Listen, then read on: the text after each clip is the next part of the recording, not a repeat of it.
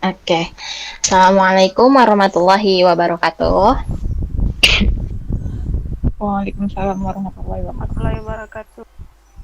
Oke, bismillahirrahmanirrahim. Alhamdulillahirrabbilalamin. Masya Allah, teman-teman. Terima kasih udah datang hari ini juga. Semoga kita ada yang bisa diambil dan aku juga di sini cuma sharing-sharing aja tentang apa yang pernah aku pelajari di time management dan semoga ini nanti bisa bermanfaat buat kita semua insya Allah di kehidupan kita sehari-hari atau di sekolah, di kuliah atau di pekerjaan kita. Soalnya memang waktu itu kalau di Islam kan bagaikan pedang gitu ya. Kalau kita nggak berusaha untuk memotong-motong waktu, kita nggak menggunakannya dengan baik, justru dia yang akan mencelakakan kita. Waktu itu bisa membuat kita malah merugi. Oke, next. Jadi teman-teman, waktu ini intinya adalah sesuatu yang crucial atau penting, tapi kita fokusnya ngelihatnya gini, sebenarnya kita itu tujuannya apa sih di dunia ini juga? Kita apa namanya goalsnya apa? Visi besar kita tuh apa? Apa yang mau kita capai gitu? Yang kita mau capai itu kan sebenarnya di dunia ini adalah berusaha untuk mengumpulkan ridho Allah gitu kan. Nah, jadi apa yang Afwan kayaknya boleh di mute dulu ya teman-teman. Aku agak ke distract sedikit.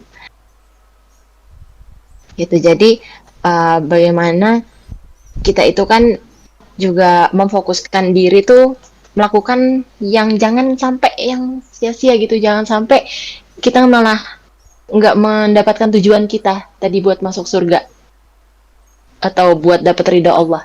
Intinya kan ujung-ujungnya sebenarnya itu. Tujuan kita tuh itu. Satu itu doang. Nggak ada tujuan-tujuan lain. Kita bahkan bekerja nyari uang ya sebenarnya untuk masuk surga gimana korelasinya nanti bisa ya dilihat. Tapi fokus dulu gitu. Kita benar-benar fokus tujuan hidup kita nih apa. Fokus tujuan aku sekarang nih kayak gini ngapain. Harus clear. Jadi ada clarity on purpose-nya. Tujuan ini harus jelas banget. Karena itu yang bakalan memotivasi kita untuk ngelakuin apapun. Gitu.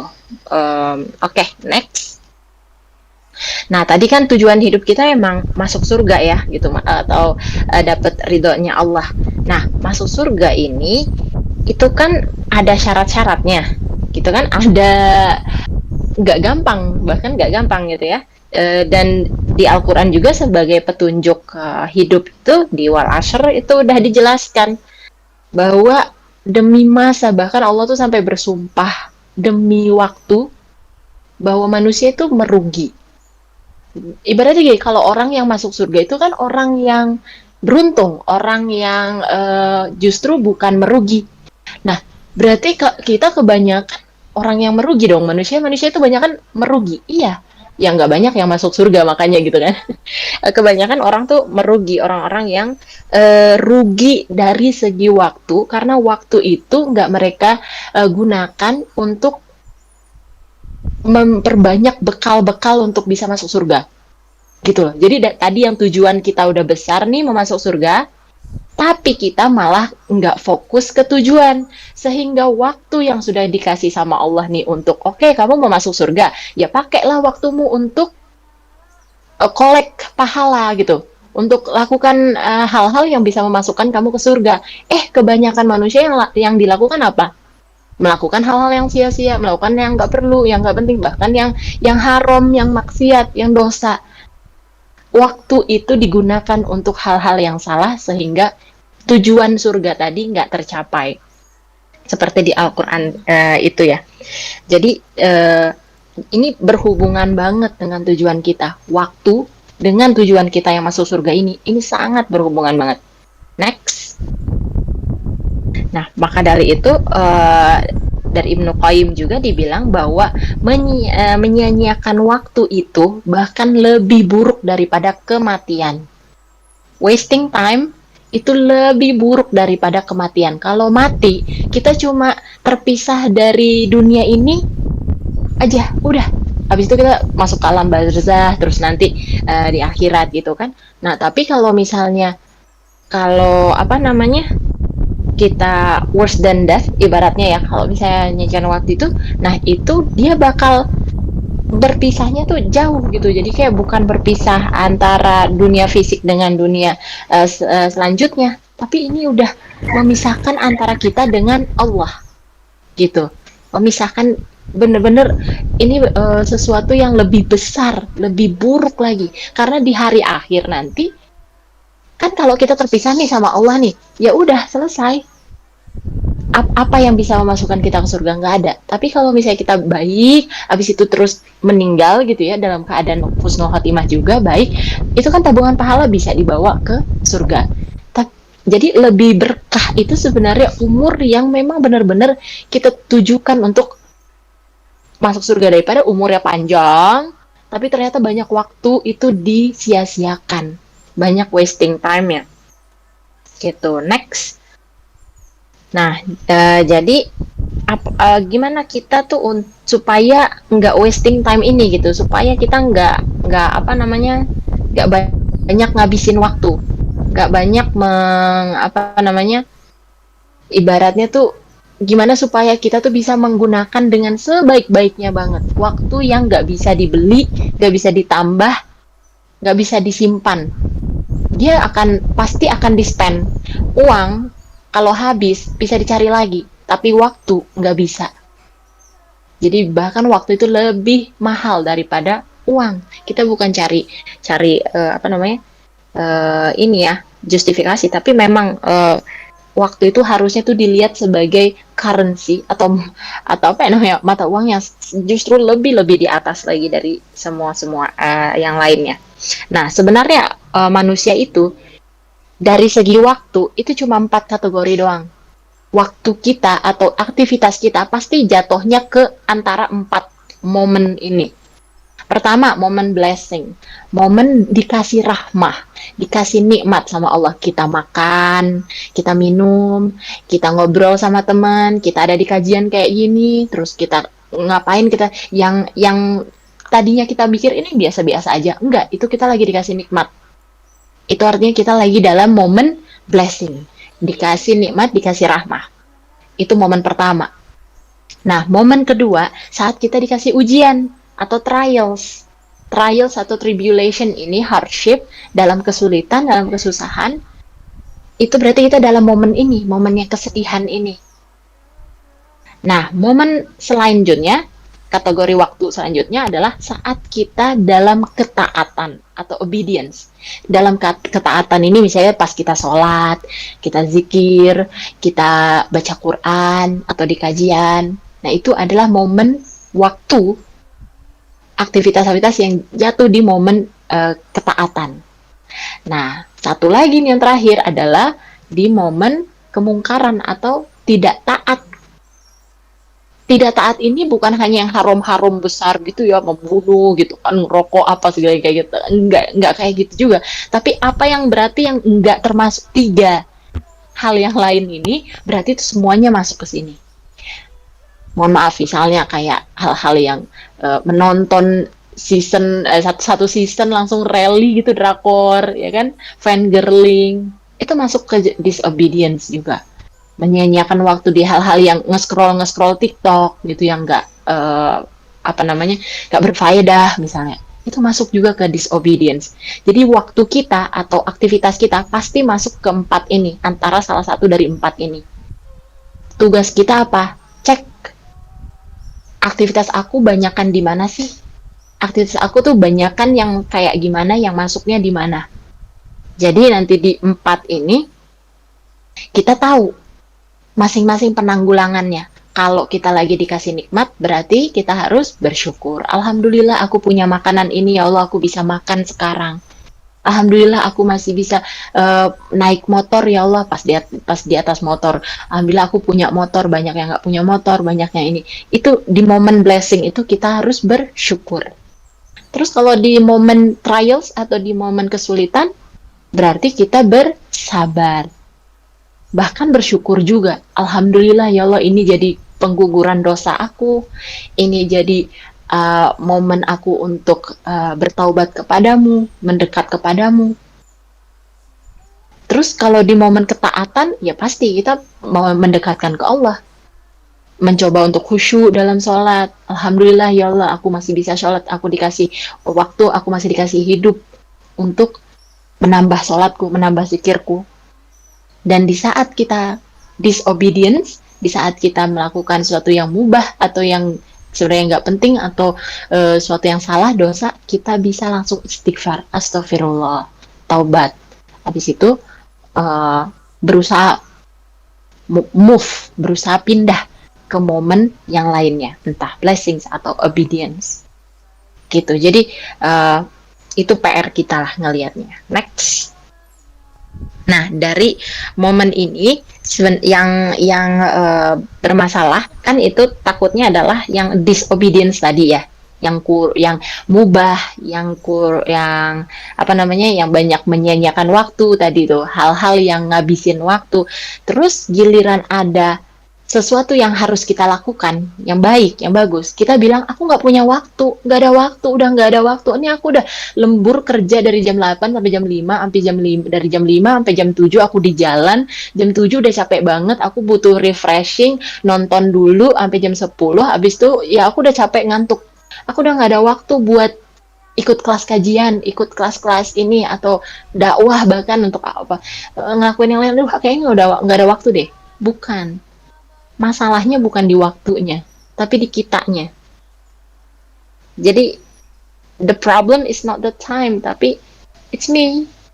Akunya yang salah. Salah memanage. Waktu itu tetap segitu. Ada kok manusia di penjuru belahan dunia lain, waktunya sama kayak kita, tapi kok dia bisa ngelakuin A, B, C, D, dia tetap kerja juga, tapi dia tetap dakwah juga, dia tetap ikut kelas-kelas kajian juga, dia tetap ini, dia tetap itu. Nah, dia nggak makan, nggak istirahat, nggak apa gitu ya. Kita kayak aneh, heran gitu, kok ini orang bisa sih kayak gitu. Itu karena manage waktunya.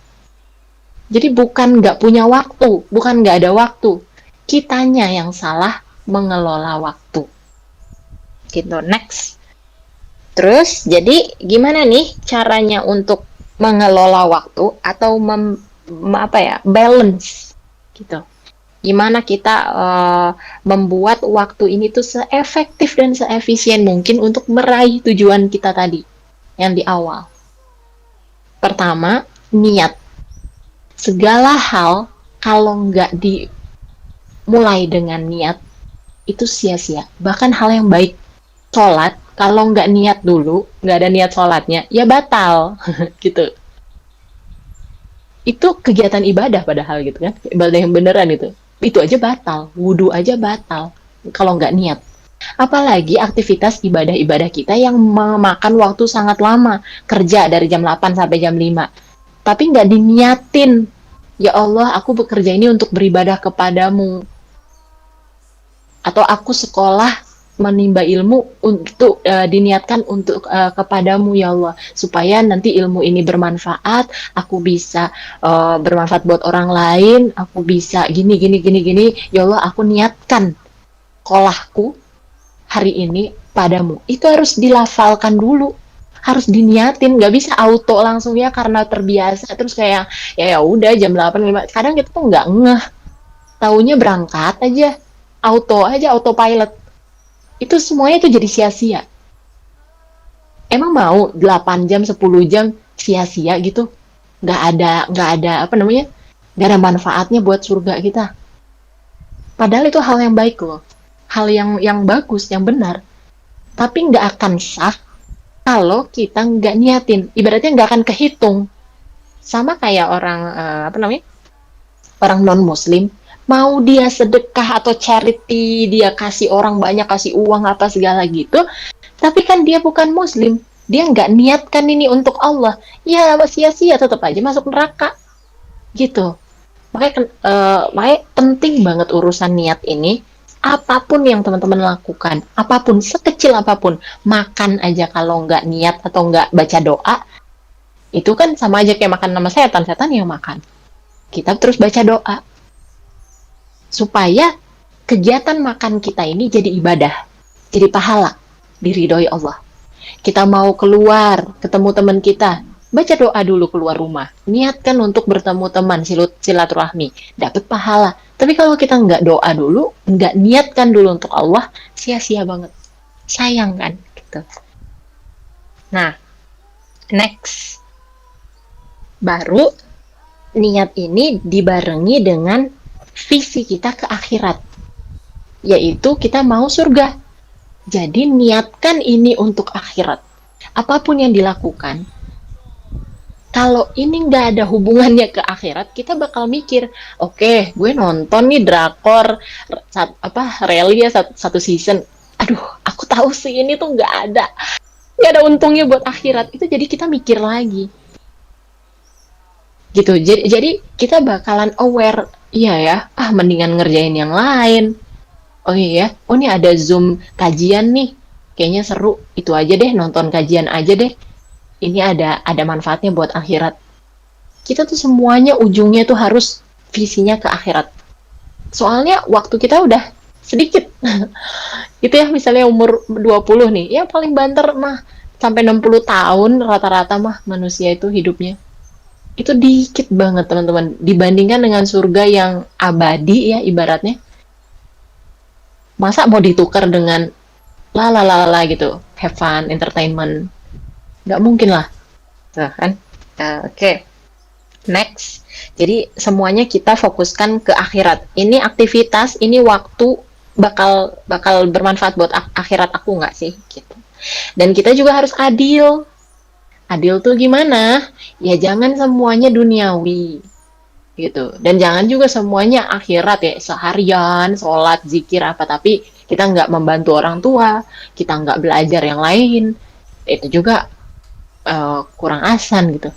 Atau kita kerja sampai malam, sampai jam 10 malam, tapi nggak tilawah, nggak murojaah, atau misalnya nggak ikut kajian yang lain. Jadi harus adil, balance. Kita lihat aja nih, ini aku kerja nih buat apa? Kalau malah di kerjaan aku atau di sekolah aku, ini malah bikin aku jauh dari Allah, ya nggak balance dong, berarti. Bahkan sesuatu yang malah berbahaya. Kenapa banyak juga teman-teman tuh yang di sekolah tuh galau banget, nggak boleh pakai gamis di sekolah, tapi roknya span. Ya sekarang mana yang lebih di atas gitu? Itu kan banyak pertentangan perdebatan juga. Gimana kita juga harus ngebalance, harus lihat gitu. Jangan kebanyakan ngejar duniawi sampai lupa, sampai berpikir ini harus ya, ini harus karena bosnya yang harus kan. Tapi di atas bos kita di kantor ada bos yang lebih besar gitu. Nah, next. Jadi selain justice juga kita butuh untuk melihat setiap aktivitas kita tuh sebagai ibadah. Ibadah itu bukan sholat doang, bukan baca Quran doang, bukan zikir doang, atau tahajud, enggak. Semua aktivitas itu kalau diniatkan untuk Allah dan sesuai syariat, itu namanya ibadah. Pakai kerudung aja, pakai jilbab aja, itu ibadah. Keluar rumah, izin dulu sama orang tua, ibadah. Nyuci piring, bantuin orang tua, ibadah. Jadi ibadah tuh luas banget. Luas banget. Ada ibadah fisik, ada ibadah hati, bahkan ibadah hati itu berusaha untuk berprasangka baik kepada orang lain, itu ibadah. Ada pahalanya. Jadi semua aktivitas kita di waktu yang kita punya ini, kita pikirkan itu sebagai ibadah.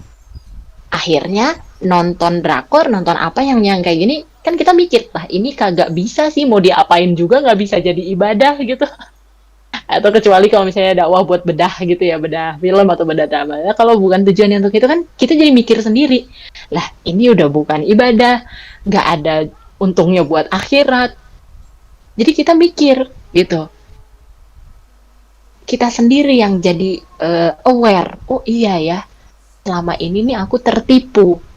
Karena syaiton itu inginnya kita itu prioritasnya itu adalah naikin yang mubah, yang haram. Kalau nggak bisa jeblosin kita ke yang haram-haram, dia bakal apa ya, gimana ya, mengiming-imingi kita dengan yang mubah. Kamu kan udah capek kerja, kamu kan udah capek sekolah, udahlah nggak apa-apa lah, satu season, satu episode aja deh, 2 episode nih, fan girl nih, gila opa ini ya lucu banget, ya ampun dia tuh lagi ngebuka single debut baru nih, masa kamu nggak nonton sih, digituin kita, supaya waktu kita itu habis di hal yang bukan ibadah, hal yang nggak ada, bahkan akan menjerumuskan kita, bahkan merugi di akhirat kita.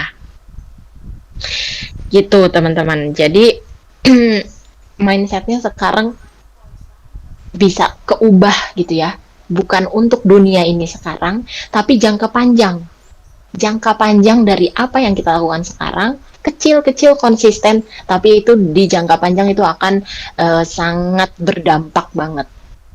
Nah, caranya gimana? Ini ada beberapa metode gitu ya, atau teknik-teknik aja sih, teknik kecil. Next, yang aku rangkum bisa mungkin dicoba teman-teman juga. Contohnya misalnya gini, kayak journaling, itu ngeplan to-do list. Bikin to-do listnya, besok itu aku mau ngapain, ngerjain apa amanah aku, tanggung jawab aku, semuanya tulis.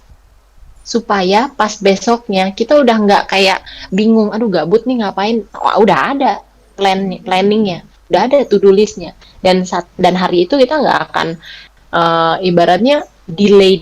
Kenapa kita gampang banget nge-delay, procrastinate gitu ya, ntar aja deh, deadline-nya masih nanti, karena kita nggak ngeplan ini mau dikerjain kapan.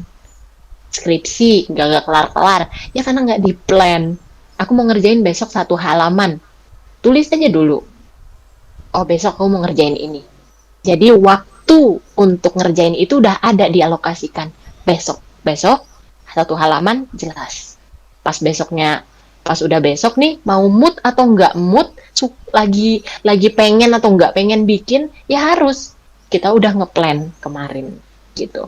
Next, selain planning atau journaling itu bisa kita coba, kita juga harus liatin prioritas. Ada namanya ABCDE method. Jadi ini metode untuk menyusun prioritas. Kalau di A itu sangat important. Jadi benar-benar penting banget, yang critical, urgent banget, konsekuensinya besar kalau kita nggak ngelakuin. Ya misalnya kayak tadi skripsi gitu kan, berangkat kerja atau meeting atau apa itu, taruh di yang A, di prioritas A. Taruh semuanya tuh, yang penting-penting, yang harus kita lakukan dan cuma kita yang bisa lakukan, itu taruh prioritasnya di kelompok atau di grup A. Nanti grup B ini dia penting juga, tapi konsekuensinya nggak terlalu besar, atau dia masih bisa dilakukan nanti-nanti gitu. Jadi kita masukin ke aktivitas-aktivitas yang harus kita lakukan itu di grup B kalau dia konsekuensinya agak rendah. Nah, kalau yang C ini dia udah kayak apa ya, ya opsional aja, kita lakukan bagus, nggak kita lakukan juga nggak apa-apa juga sih tuh. Misalnya mau masak gitu, mau masak apa? Ya kalau nggak masak berarti kan tinggal bisa GoFood atau apa, pesan atau apa. Nah, kita taruh di grup C. Nah, yang D ini delegate. Maksudnya kita delegasikan. Ada pekerjaan-pekerjaan sebenarnya atau aktivitas ya yang bisa orang lain aja ngerjain. Yang kecil-kecil gitu ya, yang teknis-teknis atau apa yang kayaknya ini orang lain bisa dikerjain. Itu akan lebih mengefektifkan waktu kita. Sempet nggak sih teman-teman tuh kayak misalnya ngerjain sesuatu nih sampai berjam-jam, padahal itu tuh hal yang orang lain juga bisa sebenarnya ngelakuin ini. Entah kita minta tolong atau memang kita hire orang, itu nggak masalah untuk supaya waktu kita tuh lebih banyak bisa ngerjain yang A ini, yang sangat penting ini. Gitu, jangan sampai habis waktu kita tuh di hal-hal yang tidak penting, padahal hal yang pentingnya malah kelewat. Nah, terus kalau yang E itu entertainment, itu completely erase aja.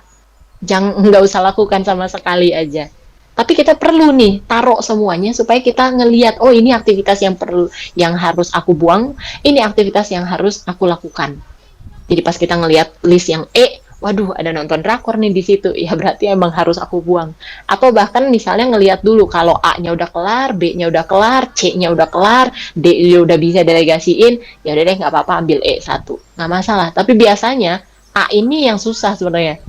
A dan B ini yang kadang-kadang nggak finish gitu dalam satu hari makan.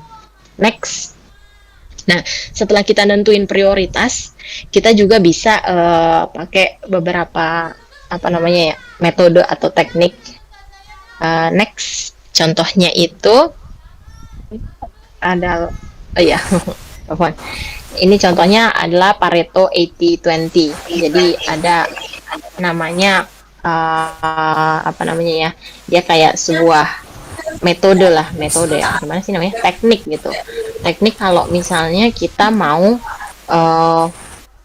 menentukan mana yang penting, mana yang tidak penting. Jadi kadang gini, ternyata di prinsip Pareto itu dibilang bahwa 20% dari apa yang kita lakukan dalam sehari itu sebenarnya punya result atau punya impact itu 80% terhadap kehidupan kita di masa jangka panjang. Ibaratnya gini, teman-teman kerja atau sekolah dari jam 8 sampai jam 5, itu 80% dari kehidupan teman-teman lah ibaratnya.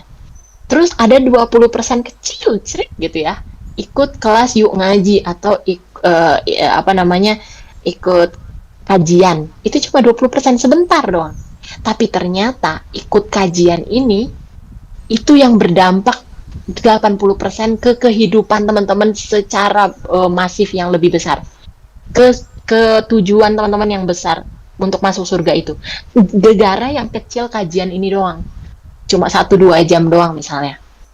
Sedangkan apa ibaratnya sekolah atau kerja tadi yang nggak diniatkan gitu ya, maksudnya yang banyak menghabiskan waktu, yang wasting sampai berjam-jam tapi nggak ada manfaatnya, itu tuh cuma impact 20% bahkan kecil. Nah kita harus nemuin mana 20% dari mana ya aktivitas kita yang 20% ini yang dampaknya besar buat masa depan aku, buat surga aku. Itu yang harus kita cari. Jadi di prinsip Pareto ini emang dikasih tahu gitu. Ini adalah apa ya? Apa harsh truth. Ternyata kebanyakan waktu kita tuh habis gak ada manfaatnya untuk hal yang besar apa yang selanjutnya gitu. Next. Nah, ada metode lain juga selain Pareto ini, yaitu Pomodoro Principle atau Pomodoro teknik. Pomodoro ini bahasa apa ya, Italia kalau nggak salah ya atau apa itu. Artinya tomat, makanya gambarnya tomat ya teman-teman. Gitu.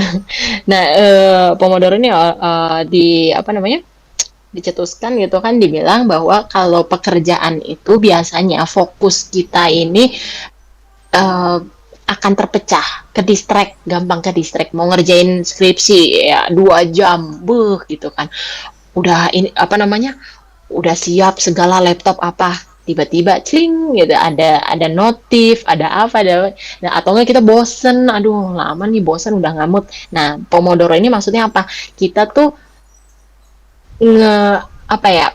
Kasih break ke diri kita setelah 25 menit mengerjakan sesuatu. Misalnya ngerjain skripsi tadi, mau ngerjain hari ini kayak 2 jam, udah kita blok nih dari jam 10 sampai jam 12. Nah, pas mulai jam 10 udah kerjain beneran.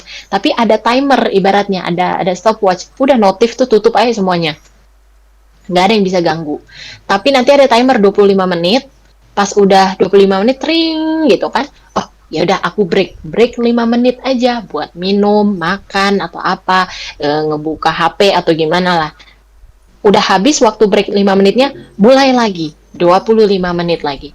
Karena 25 menit ini dari berdasarkan penelitian ya itu adalah waktu yang bagus untuk kita fokus dan memulai lagi. Jadi break dulu supaya kita cool down gitu ya, nggak bosen, nggak capek gitu. Ada breaknya, baru kita mulai lagi sehingga kita lebih durable ya untuk jangka yang lebih panjang melakukan aktivitas itu. Next.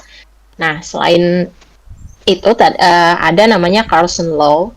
Carlson Law ini gimana kita mengerjakan sesuatu itu tanpa interupsi, tanpa ada gangguan tadi, distract. Itu notif tuh bener-bener matiin aja. Bahkan kalau nggak perlu internet, matiin aja internetnya. Dan kalau terinterupsi itu kan maksudnya ke jeda, kesela mulu. Kadang kalau ada notif, ada apa, kita buka dulu atau apa. Itu sebenarnya untuk memulai lagi setelah ada jeda itu. Dan kita perlu memulai lagi pekerjaan kita yang tadi kita tinggalin. Itu butuh 10 kali lipat effort. Ibaratnya, kalau mau ngerjain suatu pekerjaan nih, suatu tugas misalnya, harusnya bisa dikerjain 2 jam, itu kalau misalnya dijeda mulu, setiap setengah jam dijeda, setiap 15 menit dijeda, ada interupsi, ada ini, disambi-sambi, nah ini dia suka masalahnya, disambi-sambi ini, disambi itu bahkan jadi lebih lama ngerjainnya, 10 kali lipat lebih lama, ya 2 kali 10 jadi 20 jam, makanya nggak kelar-kelar, sampai besoknya juga kagak kelar-kelar, nggak selesai-selesai, padahal itu sebenarnya yang tadinya 1 minggu ngerjain itu bisa cuma 1 hari doang atau cuma bisa beberapa jam doang kalau fokus, nggak ada interupsi, nggak dipotong-potong, nggak disambi-sambi ini sambi-sambi itu, gitu. Itu prinsip yang palsu. Next, ada prinsip lain juga, atau metode lain, yaitu time blocking. Nah, time blocking ini gimana kalau kita masukin ke kalender, atau misalnya kadang-kadang kan gini, oh, aku mau ngerjain tugas aku atau apa PR aku tuh di 3 waktu, pas pagi, pas sore, sama pas malam. Nah, sebenarnya ini kurang tepat nih, kurang baik. Karena kan dipisah-pisah tuh. Kalau dipisah-pisah, ya tadi sama. Berarti itu kita menaruh jeda dulu untuk nanti balik lagi ke pekerjaan itu. Lebih baik ngerjain tugas tuh beneran sekali langsung zeret habis dalam 1 hari itu. Kita blok waktu kita, pokoknya dari jam 4 sampai jam 6 itu waktuku untuk ngerjain tugas. Waktuku untuk ngerjain PR, ngerjain skripsi. Udah, jam 4 sampai jam 6. Mau apapun yang terjadi, aku udah ngeblok waktuku, nggak ada yang bisa ganggu, nggak ada rapat-rapat, nggak ada apa-apa yang lain. Kalau temen aku nanyain, yuk kita hangout yuk, aduh aku nggak bisa jam 4, jam lain aja. Jadi kita ngeblok waktu kita bener-bener. Daripada kita naro-naro kecil-kecil nih, oh nanti aku kerjain siang deh, nanti dilanjutin lagi malam. Enggak, itu nggak efektif. Bahkan nggak efisien juga. Nanti waktunya jadi lebih lama justru. Karena kita butuh waktu untuk buffering lagi. Tadi nulis apa ya pas siang ya? Tadi kepikiran apa ya pas siang? Itu kurang baik. Kurang maksudnya kurang efektif lah gitu. Kalau ya teman-teman juga tahu lah hukum momentum, aduh apa ya, fisika gitu. Benda yang sekali bergerak dia akan terus bergerak. Tapi dia sekali diam, dia akan susah untuk kita gerakan lagi di awal mulai. Jadi pas kita udah bergerak, udah ngerjain sesuatu, terus sampai habis selesai, kelarin. Tapi kalau kita berhentiin dulu di tengah, habis itu nanti kita mau mulai lagi, susah untuk memulainya. Nggak mood lah, capek lah, males lah, bosen lah, gitu. Bakal banyak. Jadi mending kita blok waktu kita, pokoknya dari jam segini sampai jam segini itu waktu aku untuk ikut kajian. Mau ada kajian apapun juga aku ikutin. Nah, itu taruh aja di situ, di blok kalendernya, waktunya. Oke, next. Jadi pasti kita juga tadi kita udah belajar metode-metodenya juga, mindset kita juga harus kita ubah. Nah, ini memang Masya Allah, contoh terbaik itu kan Rasulullah ya, role model dalam segala hal, sebagai manusia terbaik, sebagai nabi, sebagai rasul, sebagai suami, sebagai sosok bapak, sebagai sosok pokoknya semuanya itu role modelnya adalah Rasulullah. Kalau kita mau nyari contoh, itu yang paling baik, yang paling bagus memang Rasulullah. Gimana sih sehari-harinya Rasulullah? Apa aja yang dikerjakan oleh Rasulullah setiap hari? Kita lihat ya. Kita mulai ini dari maghrib sih. Sholat maghrib dulu ya. Biasanya juga teman-teman di sini mungkin jam 6 sampai jam 7 gitu ya, maghribnya. Terus jam 7 sampai jam 9-nya tuh Isya, dan diisi oleh Rasulullah itu dengan banyak zikir gitu ya. Mungkin kalau kita tuh jadi baca Quran itu jam-jamnya segitu. Habis itu jam 9 tidur sampai jam 2. Jam 2 ini bangun qiyamul lail sampai jam 4 nungguin subuh. Nah, terus habis itu sholat subuh, nunggu syuruk. Nah, ini couple time atau kalau kita mungkin waktu keluarga gitu ya, bersama keluarga pagi-pagi tuh enak banget sampai jam 7. Jam 7 duha, sholat duha, baru kita bekerja, sholat, ngerjain PR atau tugas-tugas atau apa, pokoknya itu aktivitas yang panjang. Ini baru aktivitas yang panjang, ibadah yang bentuknya aktivitas yang panjang. Bisa belajar, mengajar, kerja, dakwah atau apapun itu sampai jam setengah 11-an lah. Nah, jam 11 itu tidur siang sebentar sampai jam 12. Ini terbukti juga ya di beberapa perusahaan di Amerika itu mereka menerapkan menerapkan tidur siang sebentar buat pegawai-pegawainya. Katanya tuh efektivitas atau efisiensi mereka bekerja itu jadi meningkat, produktivitasnya juga meningkat employee-nya tuh. Masya Allah ya. Bahkan sampai orang-orang non-muslim gitu menggunakan teknik ini. Nah, setelah itu sholat zuhur, terus jam 1 sampai jam 3 sampai asyar itu dilanjutin aktivitas yang tadi, yang panjang tadi, kerja, sholat atau apa. Kerja, belajar, dakwah atau apa, lakukan yang lain itu aktivitas-aktivitasnya itu dilanjutin sampai asar, terus sholat asar.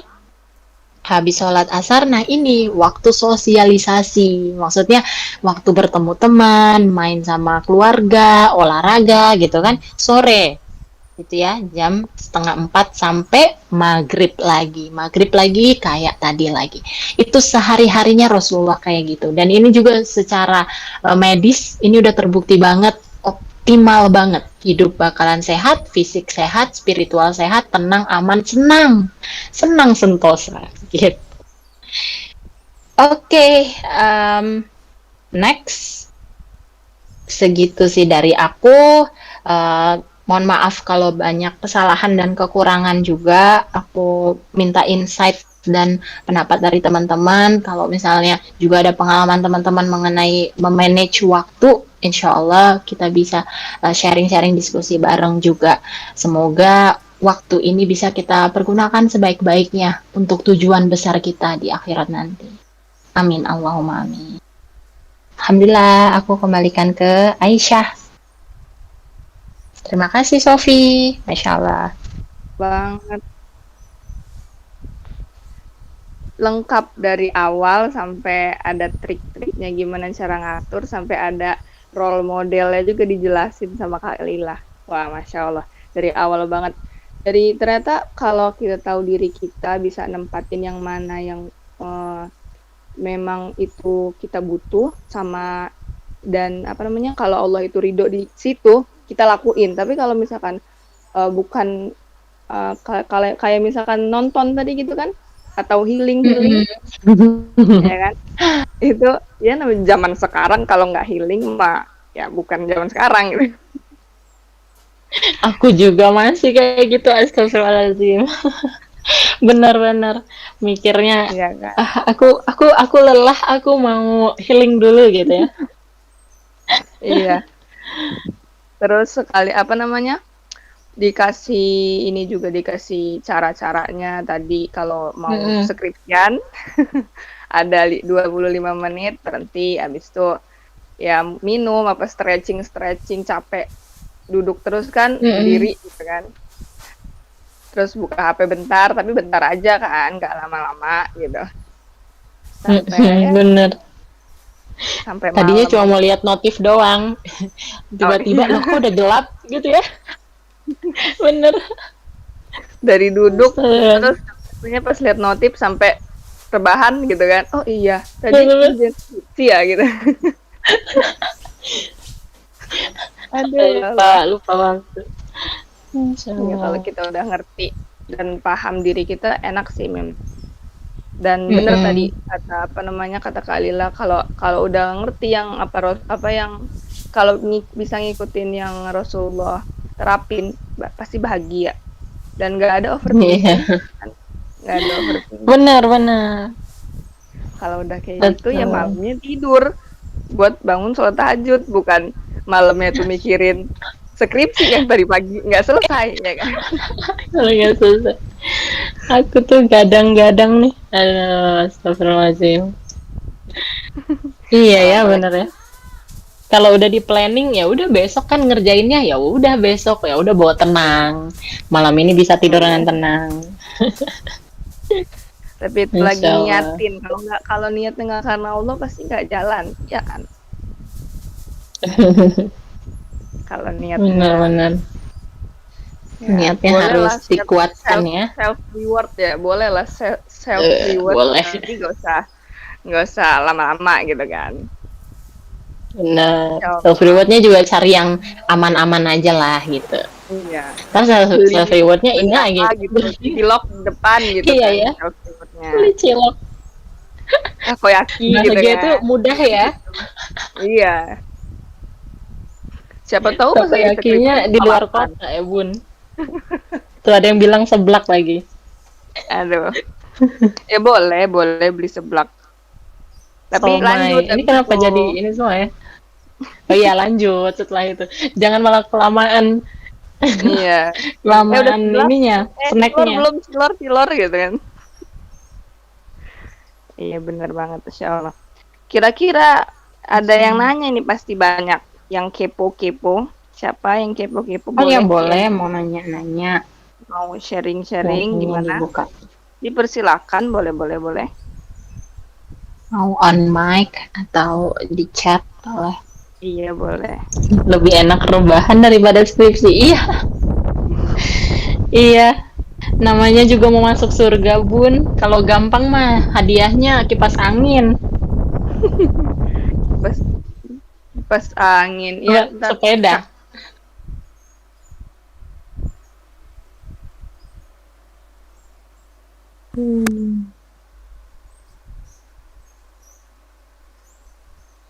Aku mau nanya dong. Oh iya. Siapa ini? Di Oh. nggak kenal Oh suara. Bu Desi. Oh, Bu Desi nanya. Tuh. Soalnya suaranya tadi agak halus-halus gitu. Ya Ya Allah. nggak apa deh Aku makhluk juga halus sama ya. suaranya. Aku udah berusaha jadi kalem lah ya. Oh, iya. Oh, Boleh, Masya boleh. Allah. Mau nanya skripsi, mau dibantuin apa gimana? Enggak. Tadi kan kita itu kan nyusun planning kayak gitu kan. Misal nih kayak to-do list kayak gitu. Nah, itu kita udah nyusun. Tapi kadang itu jiwa-jiwa males itu kan lebih kuat kadang daripada jiwa kita pengen ngerjainnya. Nah, ada tips apa ya? Gimana ya? Supaya efektif gitu. Oke. Oke, sip. Terima kasih Bu Desi. Masya Allah. Ya sih, ini juga strugglingnya aku juga sih. Karena ini masuknya ke self control. Jadi gimana kita mengendalikan diri kita? Kita tahu ini harus dikerjakan. Kita tahu ini penting, ini konsekuensinya besar, tapi kok masih gitu ya, bisa aja ngeles gitu ya, sampai jadi deadlineer. Yang tadinya deadline-nya masih sebulan, tiba-tiba loh, besok ya. Gitu, jadi kadang-kadang juga gitu.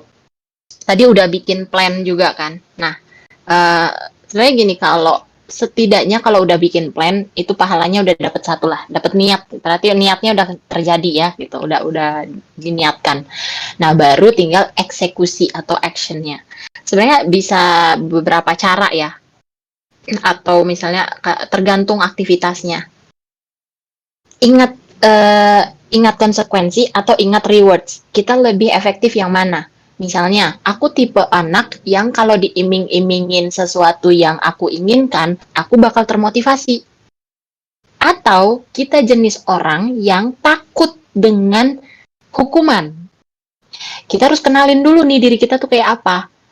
Karena kadang-kadang kita diiming-imingin surga, itu kayak berasa, aduh masih jauh banget sih. Ya udahlah, ntar aja lah gue tobatnya tuh kayak, nanti aja lah, kayak nggak terlalu tertarik gitu. Tapi giliran kita dikasih lihat neraka, astagfirullahaladzim gue kagak mau disiksa kayak begitu. Nah ini nih gara-gara waktu kamu nggak digunakan dengan baik, kamu bisa masuk neraka, digini-gini, disiksa, bla bla bla bla. Takut kan kita. Nah, untuk menghindari si neraka itu, akhirnya kita termotivasi untuk melakukan plan sekecil apa yang kita lakukan. Tapi kita harus punya korelasi dulu, dikonekin dulu. Karena kadang-kadang kita nggak percaya, elah masa cuma gegara nggak nyelesain skripsi doang masuk neraka. Aneh sekali gitu kan. Karena kita nggak ngerasa tuh ada hubungannya. Kita nggak realize gitu ya, nggak aware bahwa ini tuh sangat berhubungan. Ini amanah. Pertama ya, segala aktivitas yang harus kita lakukan itu berarti amanah. Berarti ada tanggung jawab. Lah, kalau kita nggak ngerjain, berarti kita tidak bertanggung jawab. Berarti itu dosa. Kita menzolimi orang. Kita menzolimi diri kita sendiri. Bahkan sesuatu yang harus kita lakukan sendiri, misalnya kita makan gorengan aja, terus kita jadi sakit, lah kita berdosa karena menzolimi badan kita. Hablum minan nafs. Kan ada hablum minallah, sholat. Hablum minan nas, ke orang lain, berbuat baik ke orang lain. Hablum minan nafs, ke diri kita sendiri. Kalau kita kita bergadang, terus kita jadi sakit, kita nggak makan yang sehat, terus badan kita jadi sakit, atau kita nggak melakukan apa yang kita harus lakukan, kita nggak misalnya apa ya, yang kecil-kecil lah.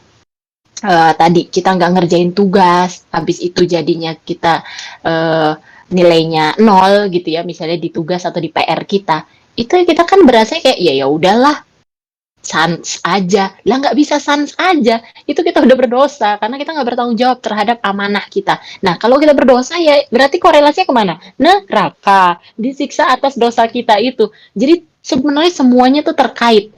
Cuma syaiton itu seneng banget bikin kita mikir ini kagak ada hubungannya sama akhirat, udahlah nggak apa-apa lah kalau nggak usah dikerjain lah, itu mah hal-hal remeh, hal-hal kecil lah gitu, nggak usah lah, nanti kan bisa besok aja, kan kamu lagi capek banget sekarang ya kan, lagi nggak mood banget kan, nanti kalau kamu nggak mood terus ngerjain malah jadi jelek kerjaannya ya kan, lebih baik nggak usah dikerjain gitu. Dia akan menggoda terus, goda terus, membuat kita tuh lupa ternyata ini hal yang kecil yang tadi kita planning, hal sekedar membaca buku 1 paragraf sehari doang, itu aja mau digagalin sama setan. Itu hal kecil gitu berarti. Kalau kita ngelihat sekarang, ya elah apa susahnya sih baca buku 1 paragraf sehari, tapi banyak orang nggak bisa lakukan. Karena tidak melihat ada korelasi jauhnya ke akhirat, ke neraka, ke surga. Itu kalau mau lihat dari rewards ya, motivasinya gitu, dari motivasi. Nah, kalau kita sendiri ibaratnya teknik-tekniknya itu, kalau aku sih ya ininya adalah menjerumuskan diri, memaksa, terpaksa. Kita tuh kadang kalau misalnya tugas yang diberikan orang lain, kita nggak enak kalau kita nggak ngerjain. Malu dong gitu kan, lu kok kagak ngerjain sih tugas bagian lu gitu kan, ini tugas kelompok nih, terus kita kagak ngerjain, ya malu kan kita gitu kan. Tapi giliran tugas-tugasnya sendiri kita biasa aja. Nah, sekarang bawa semuanya itu berhubungan sama orang deh, bikin kita sendiri terpaksa melakukannya, bikin komitmen, atau misalnya cari temen sahabat, tolong ya, aku minta tolong kamu reminderin aku, bahkan misalnya punishment apalah gitu, kalau aku nggak ngerjain ini aku harus traktir kamu, atau aku harus gini, rewards and punishment, bikin aja, pokoknya bikin jebak diri kita itu untuk ngelakuin plan kita sama sahabat, sama teman, ini aku kasih ya plan aku buat besok, kalau aku nggak ngelakuin ini entah gimana lah, maksudnya ibaratnya kita tuh udah punya komitmen, ada orang lain yang tahu rencana kita yang kita buat besok. Tadi yang Bu Desi bilang kan, udah bikin rencana, share, bilang ke temen, atau kalau kita kan ngelakuinnya tuh dengan to-do list gitu ya, ada habit daily to-do list, itu maksudnya apa? Supaya itu kita aware pas kita nampangin, taruh itu di server, taruh itu dilihat semua orang, kita tuh punya kewajiban lebih. Aduh malu ya kalau gue nggak ngerjain, gue udah taruh, udah publish, gitu. Karena kalau kita ke diri sendiri aja tuh self controlnya rendah, kendalinya rendah, ngegampangin. Udahlah, toh gue doang yang tahu. Gitu. Jadi libatkan orang lain atau bikin itu jadi amanah ibaratnya. amanah yang harus. Makanya banyak orang tuh masuk komunitas, masuk ke beberapa lembaga atau apa supaya dia punya tanggung jawab yang dipantau atau dievaluasi sama orang lain. Kalau diri sendiri suka lemah. Nanti kalau udah sering sama orang lain dipantauin gitu, lama-lama nanti terbentuk habitsnya sendiri. Oh ya, setiap aku ngerjain sesuatu, setiap aku berkomitmen sesuatu, merencanakan sesuatu, aku akan lakukan. Tapi itu dibangun dulu pelan-pelan. Dipaksa dulu, akhirnya terpaksa, habis itu biasa, baru bisa. Gitu. Semoga ngejawab ya, Bu Desi. Gimana Bu Desi, sudah terjawab apa belum?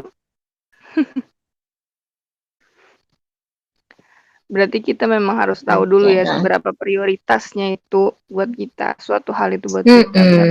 Jangan-jangan emang nggak prioritas sih, jadinya nggak dilakukan. Jangan nggak penting-penting amat. Habis itu yang kedua berarti self reward atau enggak hukuman ya kalau punishment. Ya. Kalau aku jenis yang punishment justru. Aku kayak rewards tuh nggak terlalu trigger berarti nggak terlalu bisa ya nggak ketrigger sama rewards gitu ya iming-imingan ya udahlah gitu. Tapi kalau punishment, waduh nggak mau ya siapalah yang mau dicuci dulu neraka, pengennya kan auto surga kan. Iya benar. Habis yang ketiga berarti minta tolong temen atau enggak ada komunitas gitu kan ya. Iya, yang bisa memantau, bisa mengevaluasi tuh, setidaknya reminder. Oke, makasih Lila. Siap, sama pas juga. Ada lagi tidak yang bertanya? Pasti ada dong, masa nggak ada? Kata Yana nih, bener deadline dari orang lain bisa sukses, deadline diri sendiri gagal total. Iya, kadang kita suka gitu ya. Karena yang itu dimarahin itu kan. Iya ya, nggak enaknya tuh. Ada ego di situ, cia ego. Malu gitu kalau nggak ngerjain. Iya. Ya. Pastilah. Belum lagi kita kalau misalkan udah semangat habis itu datang bulan haid, aduh males lagi. Aduh. Bangun. Aduh ya Allah. Aduh. Godaan ya selalu di mana-mana. Pasti itu.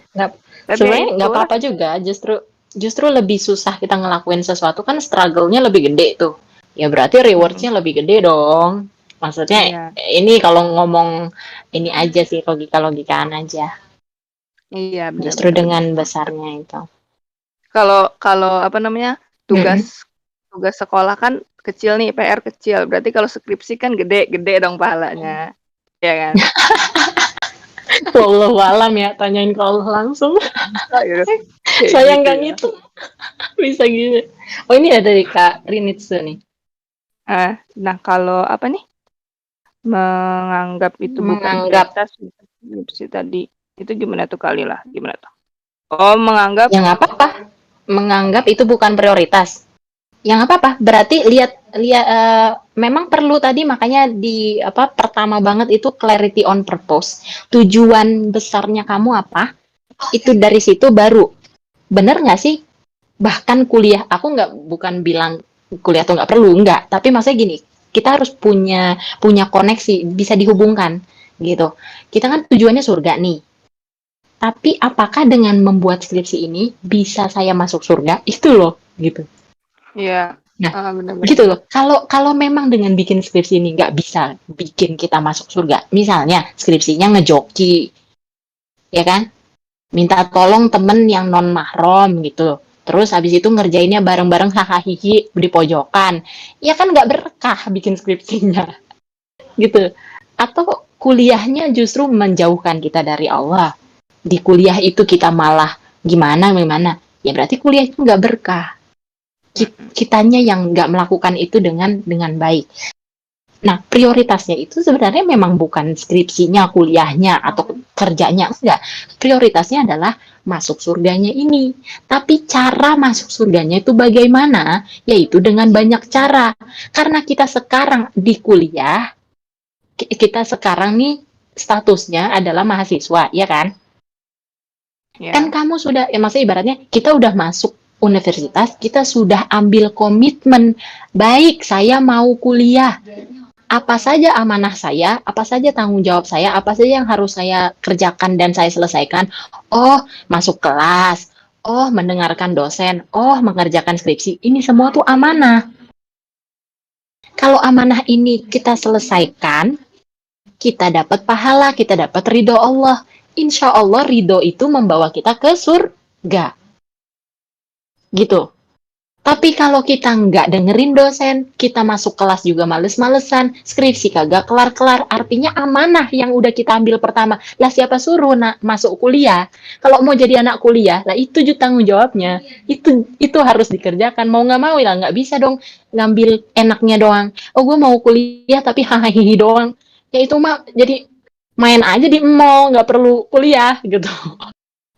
Ya kan, maksudnya gini, kita pengen punya status anak kuliahan di universitas begini begitu, tapi nggak mau ngerjain yang susahnya, ibaratnya lah kan nggak bisa begitu kan. Segala Iya. sesuatu hal yang itu ada konsekuensinya, ada yang harus kita pegang. Ini amanah, ini tanggung jawab. Berbuat baik aja sama dosen kita, mendengarkan dengan baik, itu amanah, harus kewajiban, justru kewajiban. Banyak anak kuliah tuh ibaratnya menggampangkan, meremehkan karena mereka nggak nyadar, oh gue harus ya kayak gitu. Bukannya gue udah aja itu bayar, ya udah terserah gue mau masuk kelas kek, mau kelar kek, mau apa kek, kan gue udah bayar. Loh, nggak gitu konsepnya. Bahkan bayar aja dibayarin orang tua lah, kita punya amanah ke orang tua. Kalau orang tua suruh kita untuk nilainya A semua aja, kita harus usahakan nilainya A, IPK-nya. Lah mereka yang bayarin, berarti kan kita punya tanggung jawab ke mereka dong, ya kan? Gitu. Jadi ini amanah. Pas kita ngeliat bahwa skripsi ini amanah yang harus dituntaskan, supaya kita bisa dapat pahala, supaya kita nggak berdosa, karena amanah ini, tanggung jawab ini tidak kita kerjakan, tidak kita selesaikan, kan jadi dosa tuh. Lama, sampai dikeluarin, nauzubillah min dzalik gitu ya. Tapi kan banyak gitu ya. Itu impact dampaknya itu nggak hanya terus dikeluarinnya nyantai aja lah, orang tua gue kaya, gue mau kerja di mana juga bisa, nggak begitu.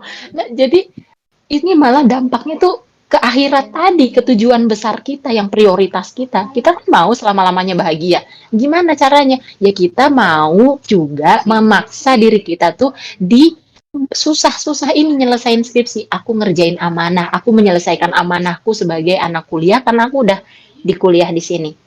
Aku udah dibayarin sama orang tuaku. Aku udah dikasih nikmat sama Allah. Banyak yang nggak bisa kuliah. Banyak orang-orang di bahkan penjuru lain, jauh tuh Palestina, Borok, mau kuliah mau sekolah, buat hidup aja mereka susah banget, nggak bisa. Lah terus kita udah dikasih enak kuliah, udah dikasih enak kerjaan gini, skripsi juga masih bisa nanyain lah dosen pembimbing atau temen lah, minta bantuan siapa-siapa. Ya ibaratnya masa sih nggak bisa selesai juga gitu kan, agak gitu, karena kita bawa perasaan terus. Aku nggak mood, susah. Mana orang-orang semuanya bilangnya skripsi itu susah. Jadinya beneran susah. Padahal kalau kita bilang gampang kok. Insya Allah, kalau aku minta Allah yang bantu, ya pasti Allah bantu. Jadi prioritasnya adalah surganya tadi. Nah, gimana cara ke sana? Yaitu dengan menyelesaikan amanah dan tanggung jawab kita. Yaitu salah satunya adalah skripsi. Karena sekarang kita anak kuliah. Nanti kalau udah kelar skripsinya, udah kelar kuliahnya, terserah. Mau ngambil, mau kerja, kayak mau terus menikah, kayak mau apa, kayak ambil tanggung jawab yang lain. Gitu. Buat mendapatkan surga itu lagi. Gitu Kak Rinitsu, semoga menjawab. Kalau misalnya ada yang masih kurang-kurang, boleh kok ditambahin atau ditanyain lagi. Iya, berarti kalau memang itu prioritas, udah tahu prioritas, ya udah jalanin. Kalau bukan, ya udah cari prioritas gitu kan. Iya benar. Nggak apa-apa juga, banyak kok yang sudah menemukan, ternyata kayaknya memang aku bukan di kuliahan ibaratnya ininya, fokus atau apanya, passionnya atau fokusnya. Nggak apa-apa, asal bertanggung jawab juga. Jangan nanti keluar kuliah drop out tapi juga kagak jadi apa-apa juga gitu kan. Cuma ngikut seneng-senengnya doang. Bertanggung jawab juga. Kalau emang mau kerja atau kejuruan atau apa ya nggak, sebenarnya nggak masalah. Nggak semua Iya. orang harus kuliah kok. Tapi ini kan sudah ibaratnya kita udah dikasih privilege ya gitu ya. Jadi anak kuliah. Ya Iya. gunakanlah gitu. Gunakan kesempatan ini. Tuh. Kalau udah nggak mau kuliah ya Semangat. udah gitu kan. Langsung aja tinggalin. Atau ya nggak usah kuliah Nggak dari gitu awal. dari awal ya. Ya. Iya, orang ketemu Emang sih pasti ketemu skripsi. makanya kadang-kadang juga gitu sih, aku juga ngeliatnya sebenarnya setiap kita mau masuk sekolah, mau masuk kerja, mau masuk kuliah, itu harus dikasih lihat tuh ada ininya, apa namanya, tanda tangan kontrak. Iya. Ini ya komitmennya ya, kamu mau kuliah kan nih komitmennya nih, harus begini, gini, gini. Loh kita kerja aja ada kontraknya kan, kamu masuk kerja tuh jam segini sampai jam segini, harus ngerjain ini sama ini.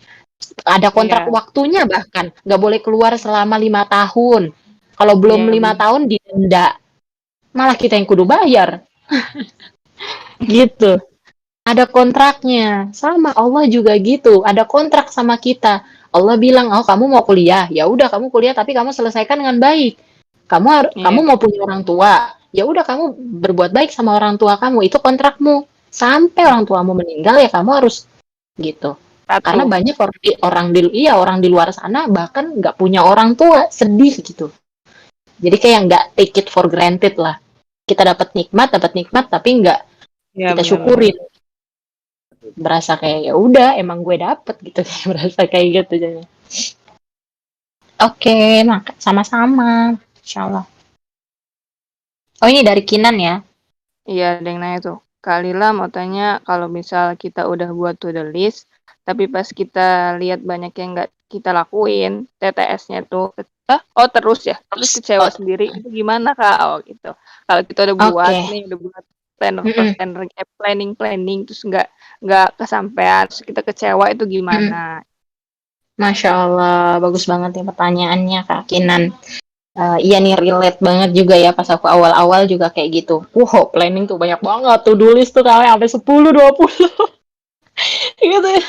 Terus pas pas besoknya loh, kok ini yang kecoret cuma 3 biji gitu ya dari 10 dari 20 ini. Aduh, kayaknya aku nih orangnya nggak ini banget. Kayak terus Langsung inilah apa down. kecewa, itu langsung down. Besoknya kagak lanjut lagi bikin tuh list. Udahlah percuma aku pikir gitu.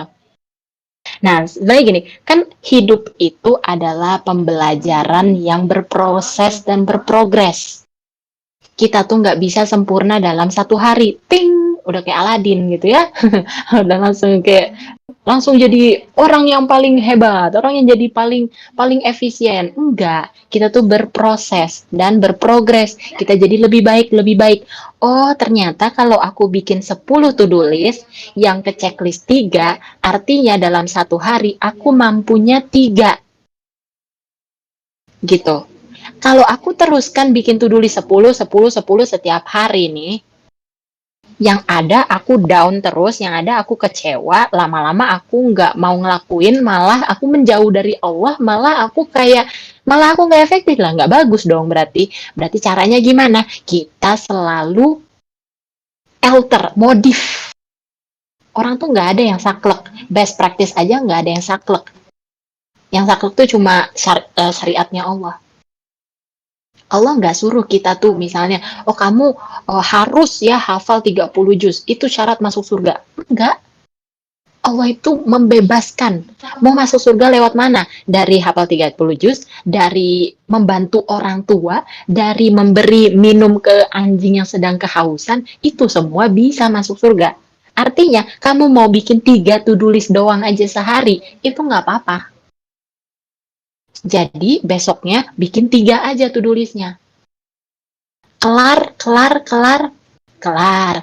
Hari kedua bikin 3 lagi, kelar, kelar, kelar. Sampai seminggu udah tiga to-do list konsisten bisa dikerjakan. Tambahin, kayaknya 5 bisa nih. Minggu depannya bikin 5.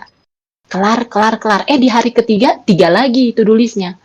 Oh, nggak apa-apa. Coba besoknya tetap 5 deh.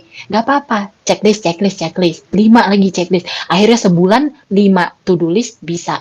bulan depannya tambahin deh 7, nanti bulan depannya jadi 10. Yang awalnya tadi 10 itu kita cuma dapat 3, terus kita down, aduh aku nih nggak bisa, aku kecewa. Sekarang dalam waktu 3 bulan dari 4 bulanan, ternyata kita bisa 10. Tapi kenapa nggak bisa langsung? Karena kita tuh butuh pembiasaan. Manusia tuh butuh belajar. Bayi aja nggak bisa langsung lari-lari kan? Brojol terus lari-lari. Ya kagak. Ngerangkak dulu, jatuh lagi, baru berduduk, baru berdiri, terus baru berjalan, baru dia bisa berlari. Sama kita juga mau mau mau apa namanya? Mau melakukan sesuatu yang besar itu, kita mulai dari yang kecil-kecil dulu. Dari awal kecil, cuma 1 to-do list sehari. Nggak apa-apa, nggak masalah. Siapa yang suruh harus 10 atau 100 atau berapa? Enggak. Lah, ngerjain skripsi emang bisa sekali langsung kelar 1 hari? Nggak mungkin.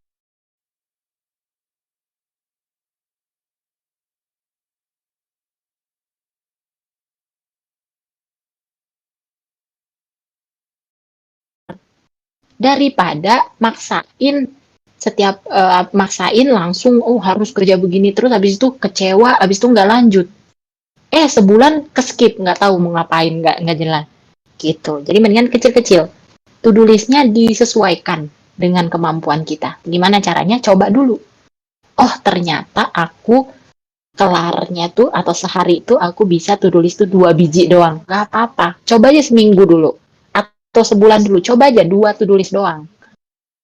Kadang-kadang kita, ternyata aku ngelakuin lebih banyak ya daripada itu. Beberapa hari pas aku luang lebih banyak. Nggak apa-apa, nggak masalah. Yang penting sense of achievement-nya dulu. Jadi kita harus tumbuhkan percaya diri bahwa kita bisa ngelakuin to-do list yang kita lakukan. Dengan cara apa? Taruh aja cuma 2 biji. Aku aja dulu cuma 1 highlight. Asal hari itu aku udah ikut kajian, udah terserah mau ngapain lagi habis itu mah. Tapi karena aku bikin 1 kajian 1 hari dan aku catet, terus tak share gitu, lama-lama 1 bulan kan 30 catatan. Waduh, Masya Allah ya, 30 catatan aku ngelihat sendiri, wah ada 30 gitu. Itu membangkitkan percayaan diri kita. Baru besoknya aku tambahin deh konten, tambahin deh kegiatan lain, tambahin to-do list lain. Gitu. Lama-lama kita udah bukan kecewa, tapi insya Allah bangga sama diri kita sendiri karena memang Allah udah kasih potensi itu. Tapi kita harus sabar, paham dengan diri kita juga. Gitu Kak Kinan, semoga menjawab. Gitu, ya. Pelan-pelan ya kalau nggak bisa. Biasanya tuh kalau ada kajian yang time management itu, semangatnya tuh kuat banget gitu. Oke, besok malam, pokoknya nanti malam harus list 10, harus list 50. Pasti semangatnya tuh menggebu-gebu. Iya kan? Iya. Biasanya direm dipecah-pecah aja. Kalau ada planning Iya. beberapa, dipecah aja. Ini di hari Selasa, yang ini di hari Rabu, dipecah kecil-kecil gitu. Iya. Biar kitanya nggak overwhelm juga. Kan biasanya gitu kan. Ya, tipsnya sih kalau dari aku tuh biasanya misalkan pengen baca buku gitu.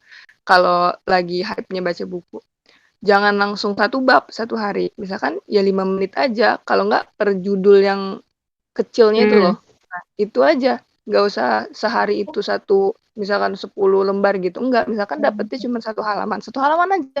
Gitu mulu kan. Habit kan namanya kan. Bener-bener Iya, kata benar. Lila.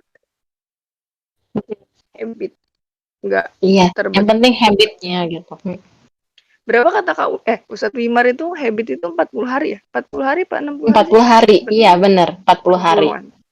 Bikin aja to-do list 2 to-do list atau 5 to-do list, tapi lakukan selama 40 hari. Iya. Pasti kerasa dah.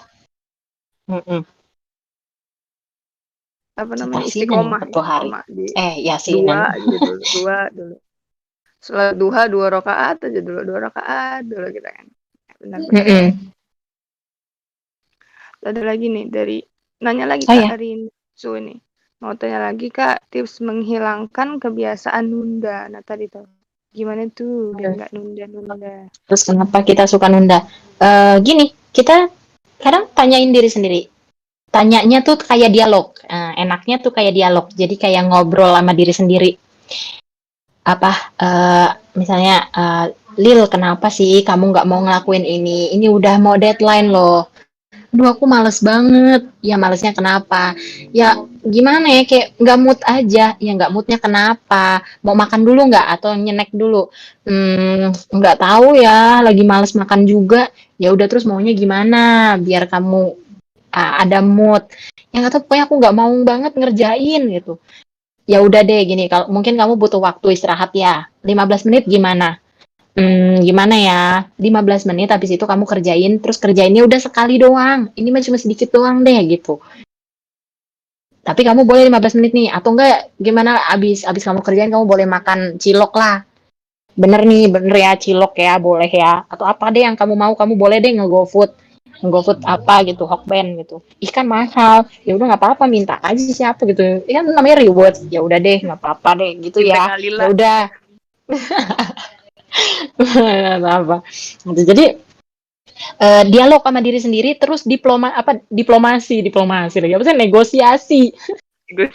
Oh lagi, iya bener, iya bener, aku sering kayak gitu, negosiasi. Ya udah, kamu maunya apa, diriku yang tersayang, kamu maunya apa?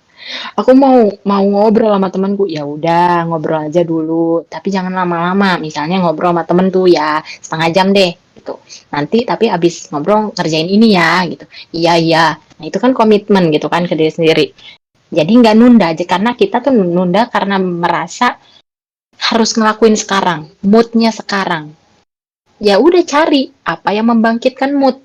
Nanti kalau moodnya udah naik, ibaratnya gini, tapi moodnya itu juga gimana ya? Ini sebenarnya harus ada apa namanya, tekniknya gitu. Teknik supaya membangkitkan mood, kita harus kenal sama diri kita sendiri. Kita tuh excited tuh setelah ngelakuin apa, atau enggak dalam keadaan bagaimana, atau misalnya kita kalau jalan keluar kita tuh jadi senang, atau abis ngobrol sama temen kita jadi senang, atau abis makan kita jadi senang. Nah itu tuh di trigger dulu. Kita menunda-nunda juga bisa jadi karena memang ini pekerjaan bisa di delay. Deadline-nya masih bulan depan, nggak usah sekarang. Nah, apa namanya, mindsetnya gini sebenarnya. Kalau misalnya ngerjain, kan banyak yang bilang tuh, kalau kita ngerjain deadline tuh, wah seolah mestakung, wah semesta mendukung. Pokoknya kelar aja jadinya. Padahal sebenarnya ya teman-teman, kalau ngerjain deadline itu buruk banget sebenarnya pekerjaan kita, hasil pekerjaan kita. Dibandingkan kita ngerjain udah dari lama-lama. Apa yang kenapa sense-nya adalah kelar? Karena ya mau nggak mau emang kelar. Kita tahu ini harus dikelarin, tapi karena deadline-nya itu masih lama, kita berpikir nanti aja, nanti aja, nanti aja. Karena makin dekat justru kita akan makin baik mengerjakannya, makin bagus. Bahkan padahal sebenarnya enggak. Kita menunda itu juga kadang karena kita ngelihat ini kerjaan terlalu besar, terlalu susah, terlalu sulit, dan males dan membosankan. Gimana caranya? Dipotong-potong kecil. Sama tadi, to-do list itu kita punya rencana 50 biji. Kita sebar kecil-kecil. Hari Senin aku ngerjain 2 to-do list. Hari Selasa aku ngerjain 2 to-do list. Hari Rabu kita bikin plan tuh di kalender, di buku. Tulis aja. Kita kecil-kecilin. Jadi yang tadinya besar, yang tadinya aduh males banget, pas kita ngelihat aku cuma butuh buat nulis 2 paragraf doang ya. Ya udahlah, aku kerjakan aja. Orang cuma sebentar, 5 menit doang, 15 menit doang. Tapi setiap hari kita lakukan. Lama-lama jadi berapa halaman, lama-lama jadi artikel, udah setahun jadi satu buku. Penulis buku itu bukan dia satu hari dia ngerjain sampai 8 jam nulis doang, kagak. Dia cuma 15 menit sehari. Setengah jam paling sehari, tapi dia tiap hari lakukan. Kita menunda itu karena kita ngeliat tuh kerjaan tuh gede banget, susah banget. Sehingga kita tuh males ngerjainnya. Sehingga kita ngeliat itu tuh kayak susah, nggak mood. Makanya kita potong-potong caranya. Kita kecil-kecilin. Kita kecil-kecilin gitu jadinya. Bentar ya. Dan apa namanya, syaitan juga turut andil sih di sini. gini loh, logikanya adalah kalau kita mau melakukan sesuatu yang baik, setan seneng apa kagak? Ya enggak lah. Nah, kalau bisa gagal, digagalin sekalian, ya kan? Iya. Gak usah deh sekarang ngerjainnya. Udah sholatnya ntar aja jam 2-an. Kamu lagi ngerjain ini nih, penting nih gitu. Walaupun udah azan nih, nanti aja lo azan. Ribet nanti kalau kamu harus wudhu dulu, buka kerudung apa segala ribet banget nanti. Udah nanti aja, tunda sholatnya. Taunya jam 2 jam setengah 3 meeting, nggak bisa keluar meeting, lewat bablas, nggak zuhur jadinya. Karena kita nunda tadi. Setannya seneng. Setan seneng banget kalau kita menunda sesuatu yang baik. Makanya kenapa kalau di apa hadis atau apa itu ya, bersegeralah berlomba-lomba dalam kebaikan. Itu bukan berlomba-lomba loh artinya. Di terjemahannya itu sebenarnya bersegeralah dalam kebaikan. Bukan berlomba-lomba. Kalau lomba tuh kompetisi sama orang.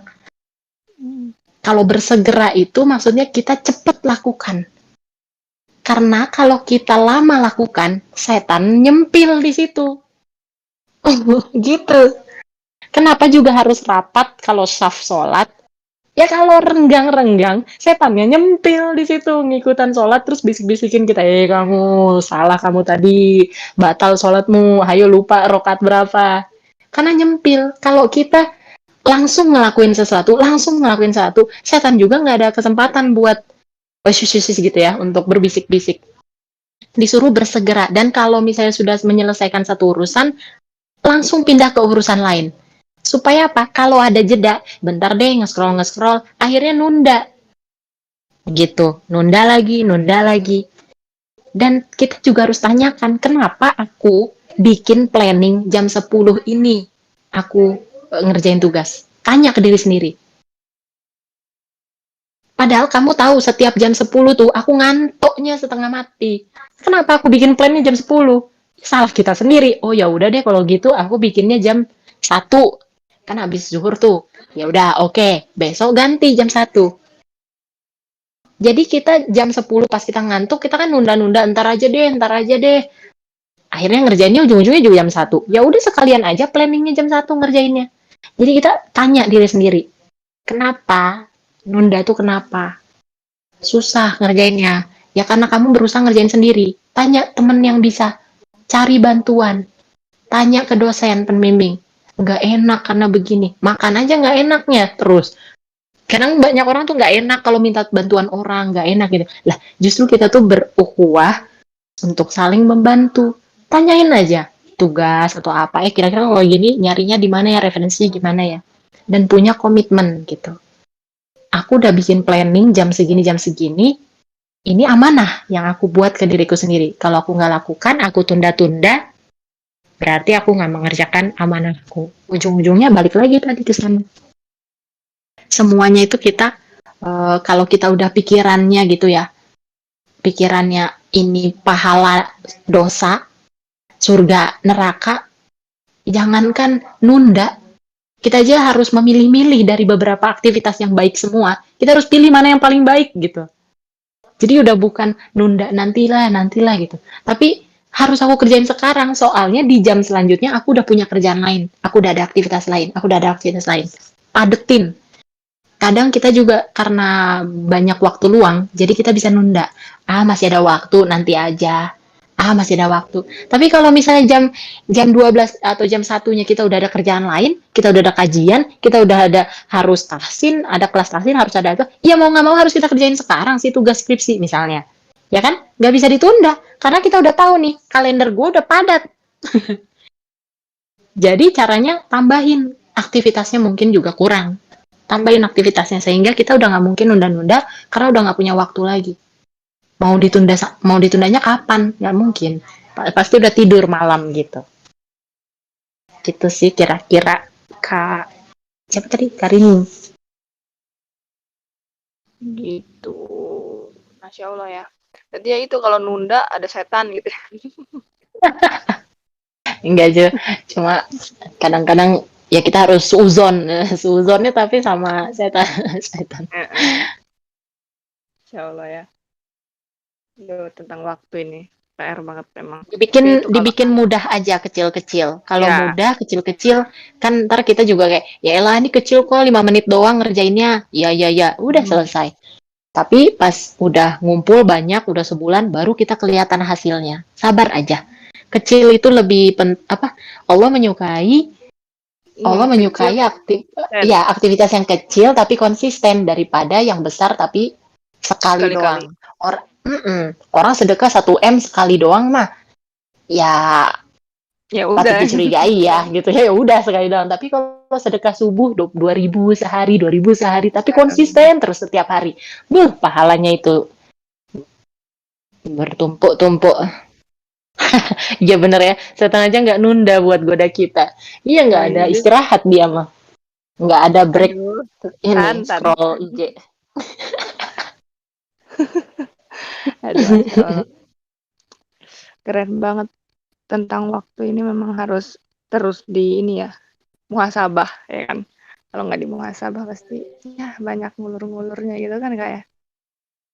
Mm-mm. Oke, bagus banget ini. Masih mending kalau Eh, masih punya waktu. eh, eh, Nauzubillah min zalik, kita belum sempet nyelesain amanah udah dipanggil.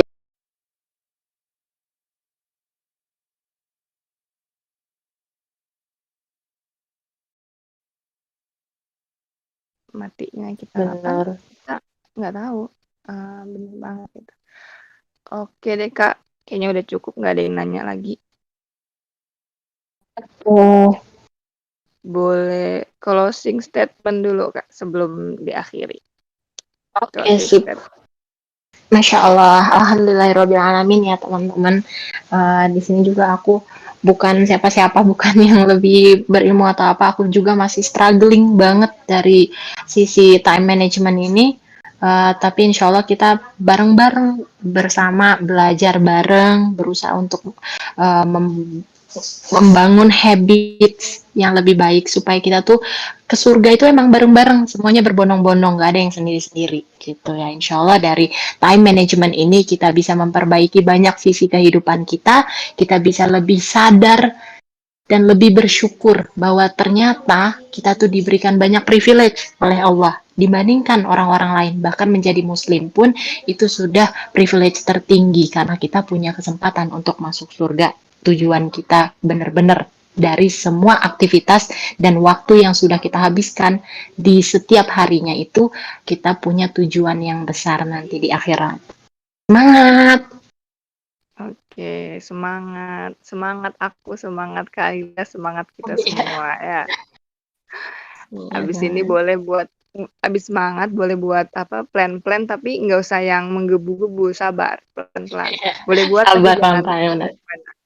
ya kan. Jangan langsung oke Iya. harus tahajud 6 6 rakaat pokoknya nanti malam. Nggak Masya mau Allah. gitu. Pelan-pelan, pelan-pelan. Biasanya kan gitu kan. Kayak gitu. Makasih Kak Lila Oke. sekali Iya, lagi. makasih banyak semuanya juga, Sofi dan Aisyah dan semua yang nanya juga, Masya Allah. Jazakumullah Iya. khair. Alhamdulillahirobbilalamin udah di penghujung waktu ini juga udah 1 jam lagi mau asar ya. Kita tutup aja dengan istighfar 3 kali, hamdalah, istighfar dan doa kafaratul majelis. Alhamdulillahirobbilalamin. Astagfirullahaladzim, astagfirullahaladzim, astagfirullahaladzim. Subhanakallahumma bihamdika, asyhadu an la ilaha illa anta, astaghfiruka wa atubu ilaik. Dari aku, Aisyah, mohon undur diri dan maaf kalau ada kata-kata yang salah. Wassalamualaikum warahmatullahi wabarakatuh. See you next time, Kalila. See you next time semuanya. Guys, boleh